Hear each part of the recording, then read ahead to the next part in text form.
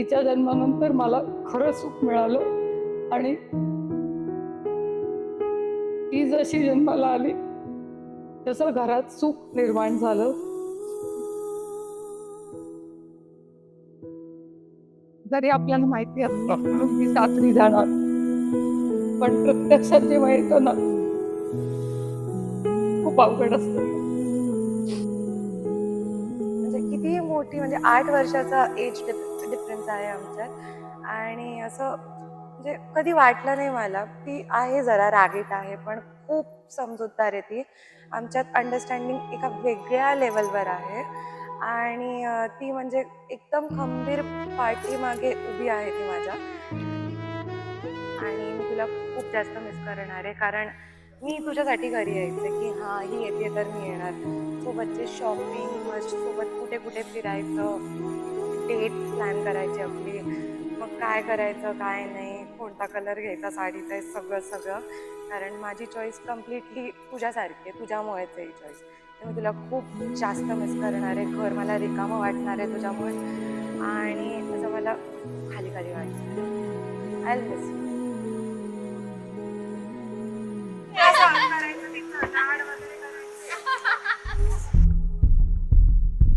ती परफेक्शनिस्ट असल्यामुळे दुसरा पण परफेक्टच पाहिजे तिला, म्हणून ते साथीदार पण परफेक्ट असावा असंच तिचं होतं आणि तसाच तिला मिळाला.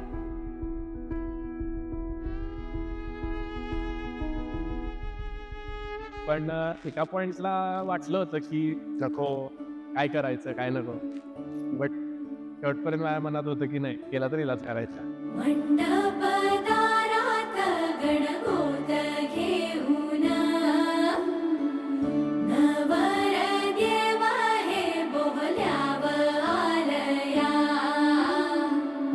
अलगद पाऊल टाकते नवरी, साजिरी गोजिरी सामोरी आलिया. मोत्याचं डोळं भाव हे भोळं, झाली लगीन घाई, कौतुक नवलाई.